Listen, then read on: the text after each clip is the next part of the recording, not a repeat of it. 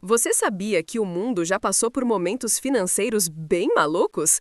Imagina por um segundo. Você acorda, liga o celular e vê uma notícia assim: bolsas de valores derretem, bancos fecham, governo entra em pânico, assim do nem dá, seu café até esfria. Aí vem a pergunta: meu Deus, o que aconteceu? A verdade é simples. Crises financeiras sempre chegam assim, de surpresa, igual visita que você não convidou e ainda come a sua comida. Só que apesar de parecerem eventos caóticos e aleatórios, todas elas têm algo em comum, algo que você só percebe quando olha a história.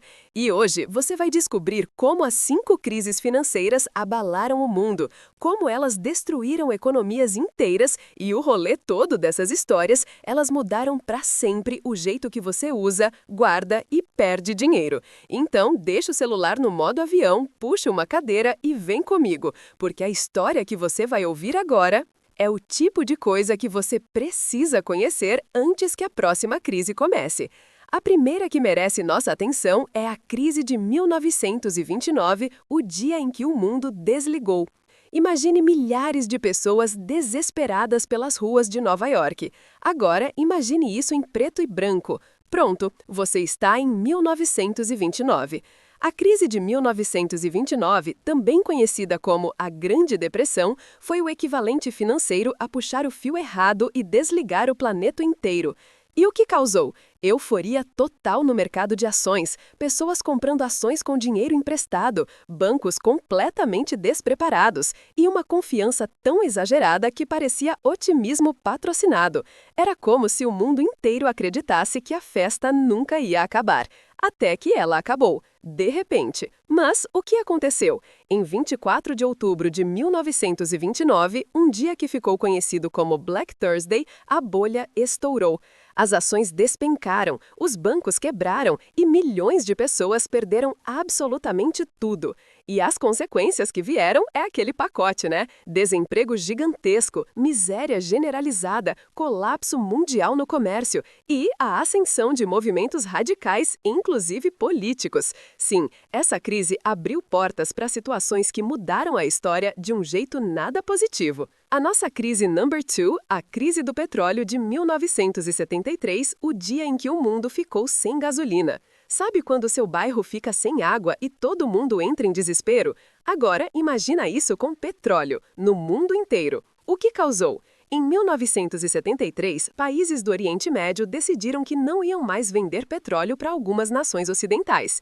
E quando o mundo depende de uma única fonte de energia, você já sabe o que acontece, né? O preço do petróleo quadruplicou, bam! E o que aconteceu? Filas absurdas em postos de gasolina, países sem energia, inflação descontrolada, indústrias paradas. Alguns países literalmente tiveram que desligar as luzes. Como consequências, as famosas crises políticas, transformação total na economia mundial, a busca por novas fontes de energia e a percepção de que dependência é sempre um perigo. Essa crise mostrou que, às vezes, o problema não é falta de dinheiro, é falta de combustível. A nossa terceira deu ruim, o colapso japonês de 1990, a década perdida.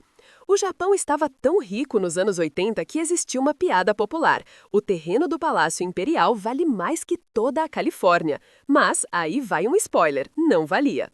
O que causou? Valorização artificial dos imóveis, bolha gigantesca na bolsa japonesa, juros baixos demais por tempo demais, investidores acreditando que tudo só iria subir. A combinação perfeita para dar errado. Tcharam! O que aconteceu? A bolha estourou no final de 1989. As ações caíram e continuaram caindo. Por anos, o Japão entrou em uma recessão tão profunda que ficou conhecida como a década perdida e, para alguns economistas, virou quase 2 décadas perdidas. E as consequências? Crescimento econômico praticamente nulo, queda no consumo, empresas falindo e um país inteiro tentando redesenhar sua própria economia. A crise japonesa virou o maior alerta para países que crescem rápido demais. Já a nossa bagunça número 4, a crise asiática de 1997, o efeito dominó que ninguém esperava. A crise asiática começou trancada numa sala e, de repente, estava derrubando países inteiros igual peças de dominó. O que causou? Moedas asiáticas supervalorizadas, dívidas externas gigantescas, investimentos estrangeiros inflando setores frágeis e governos tentando sustentar economias que não estavam prontas. A primeira peça caiu na Tailândia, depois veio Indonésia, Coreia do Sul, Malásia e por aí foi.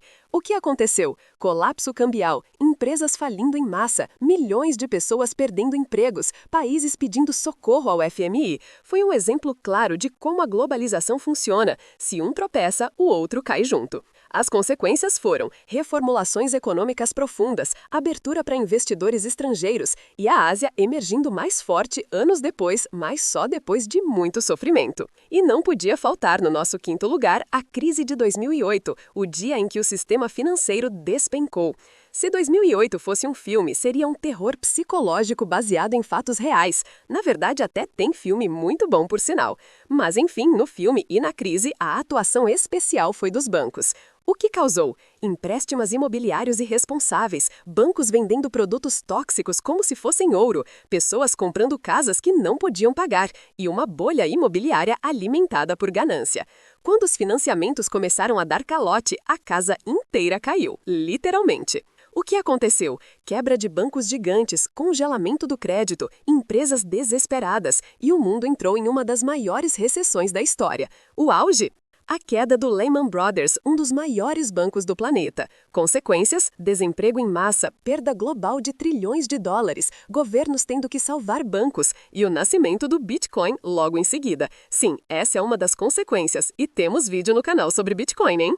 Essa crise mudou para sempre o sistema financeiro e deixou claro que até os maiores bancos podem cair. Aqui vai um bônus, a crise da pandemia de 2020, o dia em que o mundo parou de verdade. Se as outras crises financeiras da história foram tempestades, a pandemia de 2020 foi um meteoro inesperado que acertou o planeta inteiro enquanto todo mundo estava tentando fazer pão em casa. O mundo já teve bolhas, guerras, colapsos e até falta de gasolina, mas nada supera um vírus microscópico que transformou a economia global num jogo de dominó molhado. O que causou? Tecnicamente, a causa foi simples, um vírus, mas economicamente, a pandemia criou o cenário perfeito para um colapso mundial. Indústrias inteiras pararam da noite para o dia, cadeias de produção quebraram, do arroz ao microchip, aviões ficaram no chão, fronteiras fechadas, pessoas confinadas, consumo despencou, exceto de álcool em gel e papel higiênico.